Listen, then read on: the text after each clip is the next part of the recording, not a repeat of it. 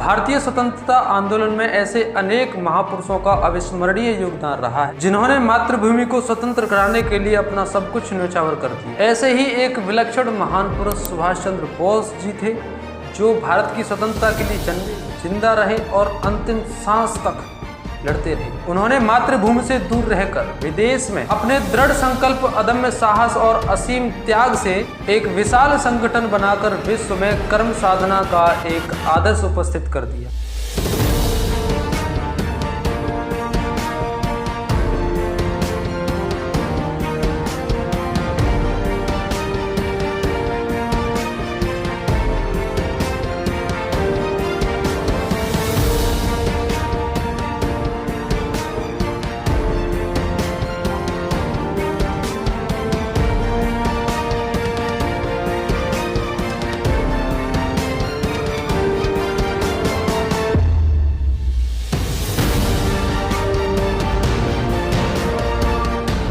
नमस्कार साथियों, आपका स्वागत है हमारी इस वीडियो में। सुभाष चंद्र बोस का जन्म 23 जनवरी 1897 को उड़ीसा के कटक में हुआ था। उनके पिता का नाम जानकीनाथ बोस और उनकी माता का नाम प्रभावती देवी था। एजुकेशन इन्होंने यूरोपियन स्कूल कटक से की थी। मात्र 15 साल की उम्र में इन्होंने विवेकानंद साहित्य का पूरा अध्ययन कर लिया। 1913 में 10वीं क्लास में इन्होंने सेकंड रैंक सिक्योर की। तभी उनका एडमिशन प्रेसिडेंसी कॉलेज कोलकाता में हो गया। 1916 में इनको वहां से निकाल दिया गया था, क्योंकि ये थोड़े नेशनलिस्ट थे, थोड़े एक्टिविस्ट थे। हुआ क्या था कि उनके हिस्ट्री के टीचर थे प्रोफेसर E.F. कॉटन। माना जाता है कि वे काफी रेसिस्ट इंसान थे। भारतीय छात्रों को मारा पीटा करते थे, उनके साथ बुरा व्यवहार किया करते थे। नेताजी ने उनकी शिकायत प्रिंसिपल से भी की, लेकिन कोई सुनवाई नहीं हुई। एक दिन भारतीय छात्रों ने उनको घेर लिया और धक्का मुक्की और थोड़ी सी मारपीट शुरू हो गई। ऐसा कहा जाता है कि उनमें से एक छात्र सुभाष चंद्र बोस जी भी थे और इसी वजह से सुभाष चंद्र बोस को वहां से निकाल दिया गया था। नेताजी को बाहर होता देख उनके साथी छात्रों को बड़ा गुस्सा आया। उन्होंने प्रोटेस्ट करना शुरू कर दिया और हल्ला मचाना शुरू कर दिया। फिर अथॉरिटीज को सहमत होना पड़ा। उन्होंने नेताजी को कॉलेज में तो नहीं लिया, लेकिन उनकी BA की डिग्री कंप्लीट होने दी स्कॉटिश कॉलेज से। फिर उन्होंने मन लगाकर अपनी पढ़ाई की और BA की डिग्री ले ली। उनके पिता की इच्छा थी कि वे ICS का एग्जाम क्वालिफाई करें। ICS यानी इंडियन सिविल सर्विसेज, ये एग्जाम अब के IAS एग्जाम के बराबर है। पिताजी की इच्छा पूरी करने के लिए ये 1921 में इंग्लैंड चले गए। इतने तेज थे ये पढ़ने में कि लगभग 7 महीने में ही इन्होंने ICS का एग्जाम क्वालिफाई कर लिया और उन्होंने 4th रैंक सिक्योर की। अब वहां पर उनकी लाइफ सेट थी, फ्यूचर एकदम सिक्योर था, लेकिन उनका मन विचलित था भारत की स्थिति को लेकर। वे भारत आकर अपने देश की सेवा करना चाहते थे। 1920 से 21 के बीच उन्होंने अपने बड़े भाई शरद चंद्र बोस को और अपने पिताजी को कई सारी चिट्ठियां भेजी कि मैं घर वापस आ जाऊं, क्या मैं भी स्वतंत्रता संग्राम का हिस्सा बनूं। 23 अप्रैल 1921 में अपनी ट्रेनिंग को बीच में ही छोड़कर वे भारत वापस आ जाते हैं और ये खबर भारत में हर जगह फैल जाती है।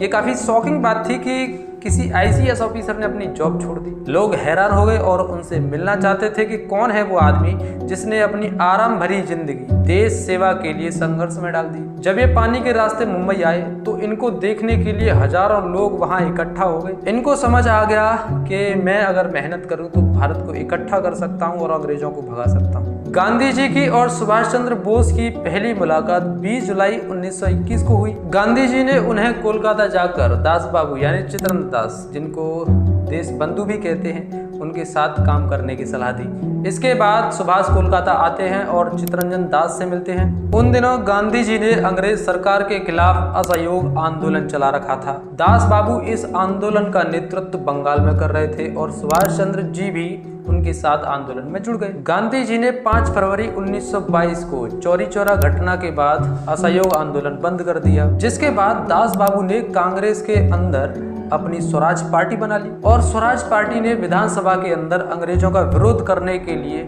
कोलकाता म्युनिसिपल कॉरपोरेशन का चुनाव भी जीता, जिसमें दास बाबू महापौर यानी कि मेयर बन गए और सुभाष चंद्र बोस वहां के CEO बन गए। सुभाष जी ने अपने कार्यकाल में कोलकाता महापालिका का पूरा ढांचा ही बदल डाला, काम करने का तरीका ही बदल दिया। कोलकाता के सभी रास्तों के अंग्रेजी नाम बदलकर भारतीय नाम दिए। स्वतंत्रता के शहीदों के परिजनों को महापालिका में नौकरी मिलने लगी। बहुत जल्द सुभाष एक इम्पोर्टेंट युवा नेता बन गए। सुभाष चंद्र बोस की क्रांतिकारी गतिविधियों को देखकर अंग्रेज सरकार ने 1925 में उनको 2 साल के लिए म्यांमार की जेल भेज दिया। 1927 तक ये 2 साल तक जेल में रहते हैं और उसी दौरान इनको टीबी हो जाता है। टीबी एक बड़ी ही खतरनाक बीमारी है, लेकिन फॉर्चुनेटली वे इस बीमारी से बच पाते हैं और सरवाइव कर जाते हैं। 1927 में जब वे वापस बंगाल लौटते हैं तब तक चित्तरंजन दास की मृत्यु हो गई थी।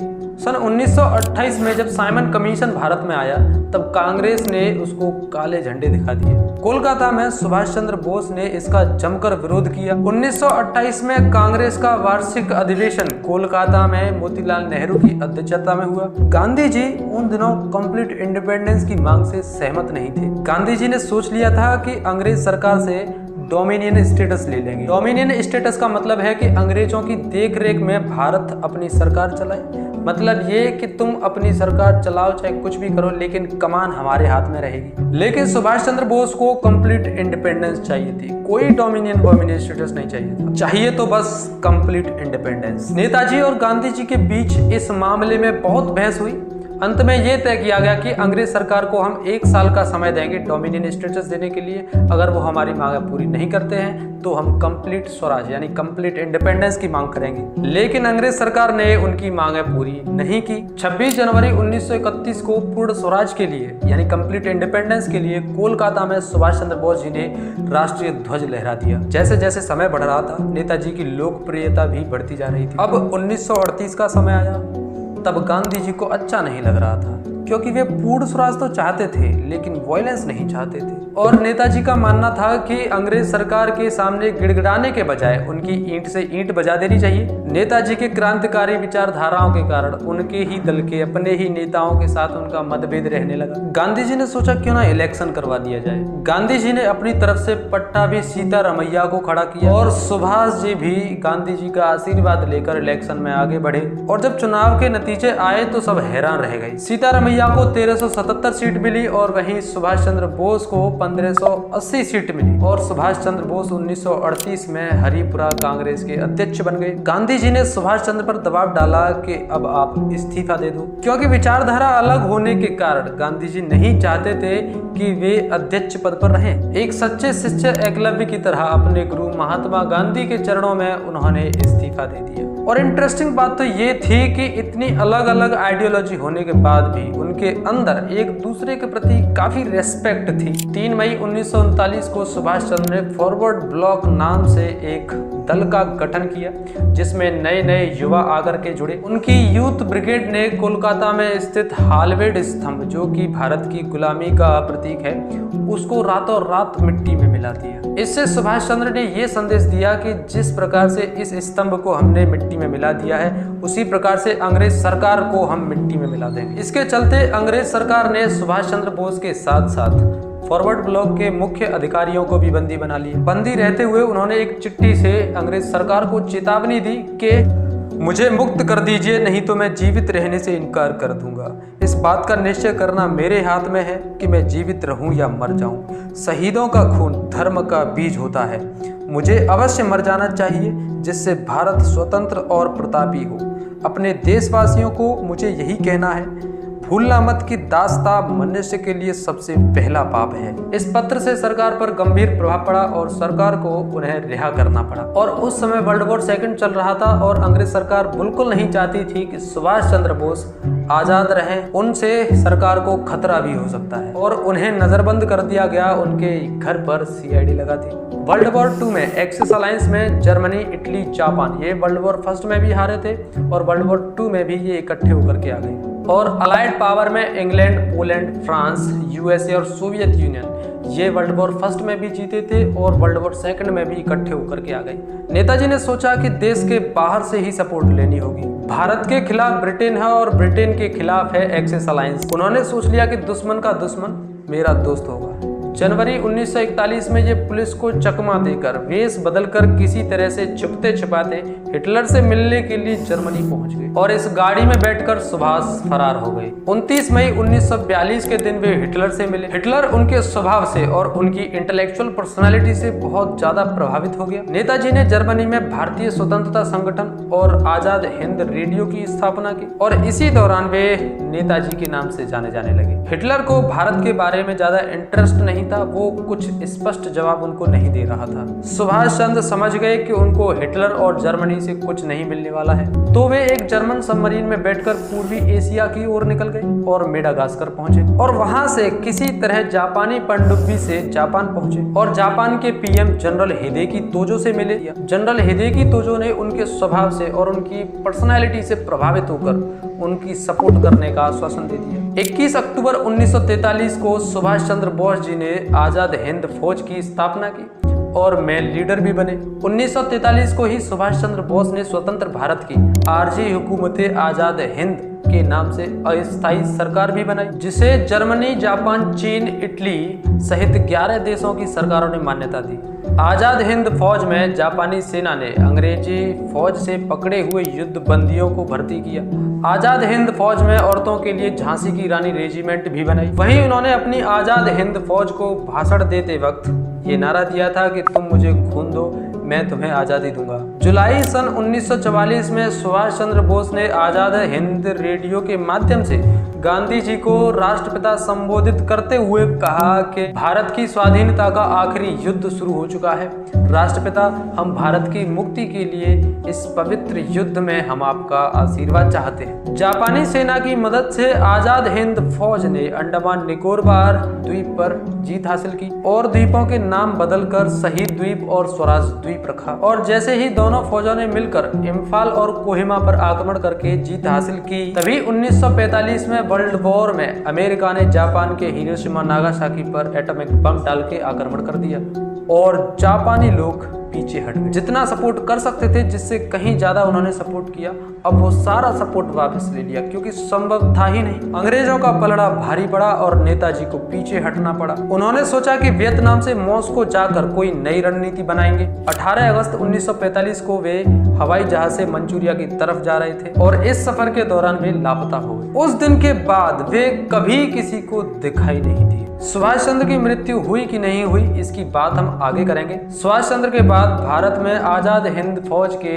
अधिकारियों को अंग्रेजों ने पकड़ लिया और देशद्रोह के आरोप में उन पर मुकदमे चलाने लगे। लोगों का मनोबल टूट रहा था, लेकिन गुस्सा भी बहुत बढ़ रहा था। तब अंग्रेजों ने आजाद हिंद फौज के अधिकारियों को दिल्ली में अपना गुनाह कबूल करने के लिए टॉर्चर किया, लेकिन ये मजबूती के साथ कहते रहे कि हमने आजाद हिंद फौज के साथ लड़के सही किया।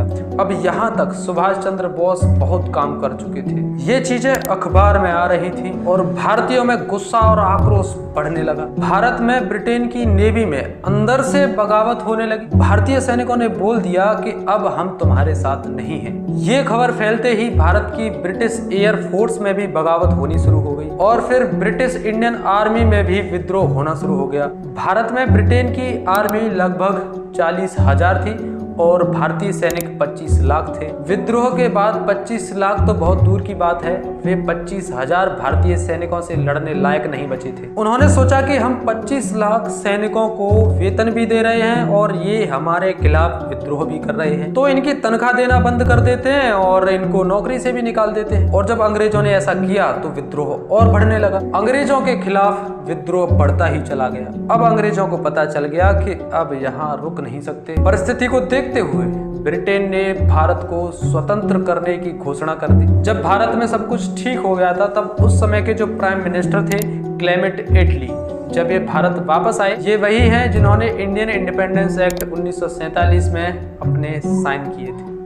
ये भारत आए, लोगों ने इनसे पूछा कि आप वर्ल्ड वॉर 1 में भी जीते, वर्ल्ड वॉर 2 में भी जीते, आपके पास इतनी पावर थी, तो भारत को इतनी जल्दी कैसे छोड़ दिया? उन्होंने बताया कि भारतीय सैनिकों के विद्रोह से हम अंदर से टूट चुके थे।